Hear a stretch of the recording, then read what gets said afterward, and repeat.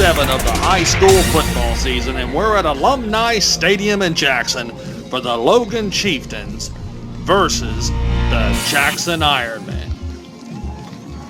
And this one is going to be our Telegram Multimedia Game of the Week.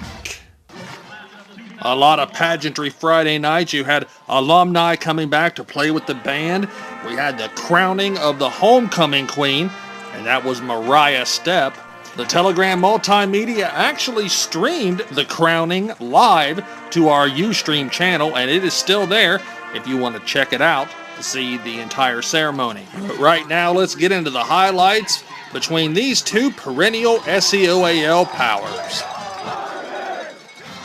Jackson gets the offense going early. Quarterback Stephen Kearns goes 70 yards on the Ironmen's first play of the game after recovering a Logan fumble. The sideline is excited because the Ironmen are up 7-0 early.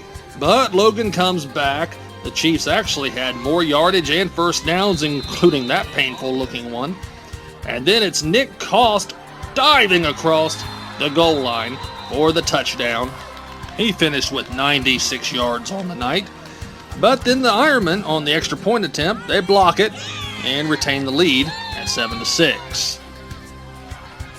Later in the second quarter now, Derek Rafferty rakes a few tackles and finds the end zone to answer for Jackson. He was part of a very balanced rushing attack for the Ironmen. And then it's Jimmy Voiles with the extra point, making it 14-6. How about some more from Voiles? We fast forward now to very late in the first half, only a few seconds remaining. Voiles lines up for a 41-yard field goal attempt, and he absolutely nails it. Plenty of distance. Hey, Coach, how about your kicker? I'll tell you what, when we got the offsides penalty and backed him up, I think it was Coach Wooten said, well, let's just throw the ball. And I said, no, they're going to put 4 or 5 guys back, and throw probably an interception. I said, let's just kick it. Let's just see where we're at and see if we get some confidence. Because he was really good in warm-ups, and he had it going tonight. And that thing would have been good from 50. He was no doubt as soon as he hit the ball, it was good. And I thought that was really the turning point in the game, is that we were able to get that 3 points. The momentum carries over into the second half for Jackson.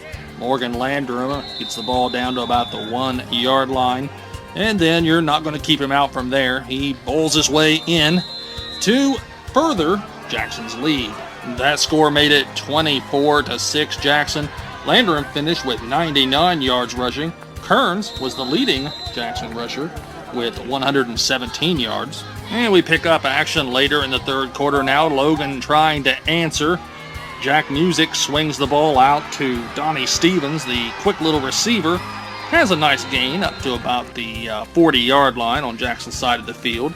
And Logan continued to run the football well. The Chieftains finished with 440 yards of total offense, but mistakes like this will kill you. Music tries to complete the pass, but Alec Osborne jumps the route for Jackson and gets the pick. Jackson converted that turnover into more points thanks to a 30-yard touchdown run by Gabe Griffiths. The Ironmen are up 31-6. Game's over, right? Not so fast. In the fourth quarter, Music connects with Stevens on a 21-yard touchdown pass. Kearns can't believe it, but it stands. And Logan a little closer. Jackson with the ball now. Tries to complete a pass over the middle, but it sails on him a little bit. It's picked off, and Logan has the ball back with a little bit of momentum. And now, one of the best plays you'll probably see all year. It's Donnie Stevens again, part of a 139-yard night catching the football. He had a couple of scores. Let's take another look at that. Catches the ball between a pair of defenders. Mitchell McCorkle can't quite bring him down. He keeps his shirt on and makes it to the end zone, and all of a sudden, this one is a ball game. And I thought we'd probably relax a little bit too, up 31-6 in the fourth quarter, and again not having to punt the whole game. I thought we kind of relaxed, and we got to do a better job with that. And it's been a while since we've been up that much, every game here in the last 4 or 5 weeks has just been a barn burner and everything else. So it's like anything else. You got to learn to play with big leads, and you got to play with a lead. I mean, there's a lot of things you got to learn. And tonight was the first time we really got a big lead early. And again, we just kind of, I guess, let up a little bit. Down just 11 points. Time now for the most exciting play in football, the onside kick. Justin Stevenson, he gets the deflection off of a Jackson man, and Logan has the football. But fortunately for the Ironmen, they were not able to do much with it. This incomplete pass on 4th down seals the deal, and Jackson escapes a late Logan rally to win it, 31-20. We thank you for watching this presentation of the Telegram Multimedia Game of the Week. And we had one other huge game in our local area, and we want to give it a mention too. It was the Oak Hill Oaks defeating the Portsmouth Notre Dame Titans by a score of 30-7.